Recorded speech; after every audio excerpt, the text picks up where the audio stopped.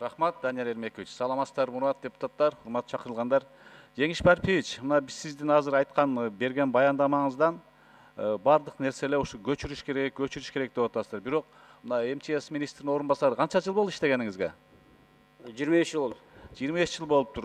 Мына эмне үчүн алдын албайсыңар? Мисалы, мына 2013-жылы ошол жерде аныкталган экен, Ал жерге 10 үйгө 150 миң сомдон берсеңер 1,5 миллион акча кеткен. Бирок ошол жерге дарак эгүү жолдорун карабадыңарбы? Илимдер академиясына тапшырма бербейсиңерби? Сөзсүз эле көчүрүш керек. Башка жолу жокпу сактап кала турган? Илимий жактан кандай жаңылыктар болуп атат? Ошол жерге кандай дарак эксек, ошол көчкүнү сактап кала турган жолун бир да карабапсыңар да? Бир гана сөз жүзүндө гана биз айттык, көчтөдүк. Бирок конкреттүү түрдө иш чара кылбапсыңар да силер ушунча жылдан бери. Мусат Жөпөр коеюн. Жана айтып кеткендей, аларга тиешелүү иштер бар берилген.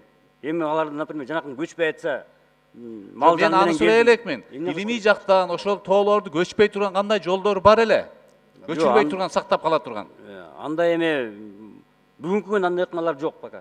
Анда силер ойлонбопсуңар бунун үстүнөн да. Ошончо министерстводо, целый министерство отурасыңар, миңдеген адам. Силерден пайда да жок экен элгечи. Силерде да убалы бар ошо өлгөн адамдардынчы, анын мойнуңарга алышыңар керек силер. Экинчи маселе, Жамшитбек Калиевич, Жалпакташта 3-4 жерде көчкү түшүп, эл кыйналып атат. Сиз айттыңыз, жол ачылды деп. Качан ачылды? Жолдун ачылганына 4 күн болду. Капкан жанагы улам жылып атат да. Анан кийин жылып жаткан жерлердин бардыгын сырт жакка алып туруп, көчкү жаккан жактагы жерди жаап салдык. Сырт жагынан апкандой жол бердик, ал жерде азыр жол бар. Айланып өтүп атышабыз көчкүдөн, Айланып өтүп атышат. Себеп дегенде жанагы жерден өткөнгө мүмкүнчүлүк болбой калды, дагы жылып атат. Кече эле мен ошол жактан келдим, 1 суткада 162 метр жылып келди да, дагы бир башка көчкү. Ошон үчүн ал жерде коркунуч бар. Биз ал жакка рисковать эткенибиз жок. Ошон үчүн апкандой жол куруп, жана мен айткандай, жолду кайсыл жак менен курайын деп атасыздар? Ошол жанагы Шагым деген айыл бар. Шагымдан барып туруп, Кысык алманын үстүнөн барып, наркы Түзбелдин үстүнө чыгат, 17 километр апкандой жол курабыз. Айбек Калиевичке мен да суроом келет. Жер көчкү болуп, опора мамычалар иштен чыгып калды, свет жок деп атканда Жалпакташтачы. Силер опораны алып бардыңарбы ушу?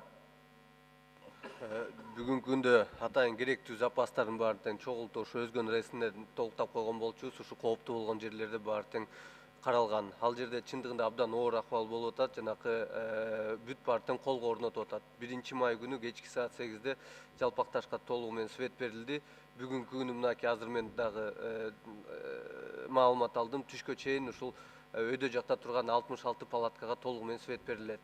Жок, ал палаткадан сырткарыда кээ бир жерлерде жылып, опоралар сынып түшүптүр да, айылдардачы. Ошол жер эмне болду? Мүмкүн болгон жерлерде, баралган жерлерден опораны анан бир деле трансформаторду алып кеткенге мүмкүнчүлүк болду. Калгандары баары ошо жердин астында калып калды. Анда сиз азыр ошол Жалпакташ айылында ошол жерде 100% электричество бар деп айта аласызбы? Айта алам. Бүгүнкү Свет бар баары жерде. Свет бар. Бир гана жана палаточный городоктун жарымына толугу менен берилет. Бүгүн түшкө чейин толугу менен ошо палаткалар турган жерде свет болот. Калган жерде толугу менен свет бар. Рахмат.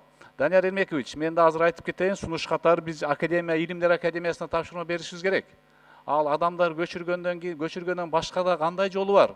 Ошол көчкү болбой, ошол жерге дарак эгип, кандай дарактар өсөт ошол жерге? Ошол иштерин уюштурусу керек. Биз 150 миң берген акча, ар бир үйгө берген акчаны башка жол менен да сактап калсак болот. Анткени адамдар да туура түшүнүш керек. Кээ бири ошол жерде мал жайыты бар, башкасы бар, аларга да шарт түзүп беришибиз керек да.